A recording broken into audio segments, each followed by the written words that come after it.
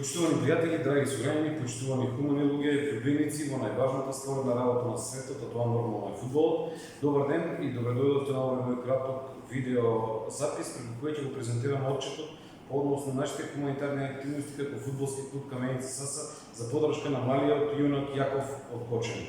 Драги пријатели, како што знаете, ние најавивме дека ќе се вклучиме во хуманитарната акција за подршка на малиот Јаков од Кочани. Јас како неформален портпарол на фудбалскиот клуб Каменица Саса би сакал да ве информирам што направивме по однос на оваа хуманитарна акција и кои хуманитарни активности ги преземавме, и затоа би сакал да почнам веднаш за да не го одземам вашето внимание. Драги пријатели, одлучивме да се вклучиме во оваа акција, во оваа подршка на малиот Јаков, на големиот борец Јаков, кој ќе добие и оваа животна борба и кој ќе го совлади овој животен предизвик, и се вклучивме на два начини, и тоа преку организирано донирање на членовите на фудбалскиот клуб Каменица Саса, преку молба и барање доставено од фамилијата на малиот Јаков, кое што дојде до нас и преку кое со список на донирачи собравме одредена сума на средства. Ова е тоа молба барање во кој што се вклучија членови на ФК Каменица Саса. Ова е списокот на луѓе кои се вклучија, кои се членови на ФК Каменица Саса во хуманитарната акција за подршка на малиот Јаков, и преку овој начин на донирање соберени се 4700 денари кои се уплатени на сметката на фамилијата на малиот Јаков. Ова се доказите за уплатата на овие средства, значи 4700 денари.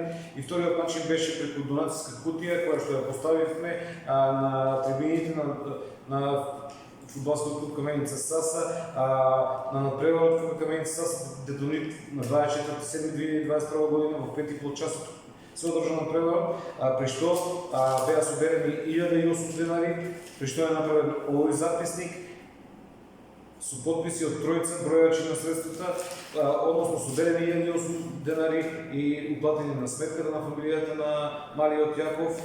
Ова е доказот за уплатата, или се заедно преку барањето молбата за заедничко донирање на членовите на ФК Каменица Саса и донацијската кутија, соберени се, односно донирани и уплатени 5708 денари.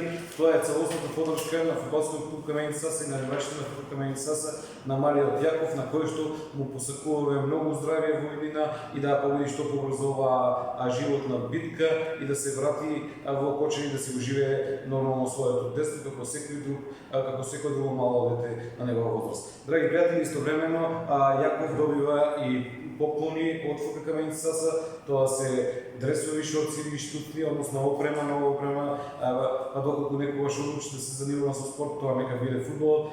Ние сме негов поддржувач и негов 12 играч, исто така и тој ќе биде нашиот 12 играч во новата сезона. Се надевам дека тој прв ќе добие битката и ќе извојува победа над лошата болест, а ние потоа како фудбалски клуб исто така ќе извојуваме победи во новата сезона. Драги пријатели, би сакал од мое име и од името на ФК Каменица Саса да удатам огромна благодарност до сите кои се вклучивте во поддршката на малиот Јаков, и истовремено во името на фамилијата на малиот Јаков, од неговите татко и мајка, да искате да упатам огромна благодарност за тоа што се вклучивте и им дадовте поддршка. Тие се многу близко, ако не и целосно, ја имаат соберено сумата за лекување на малиот Јаков. Тие се во Турција и јас од ова место им посакувам успешно завршување на оваа лоша животна приказна.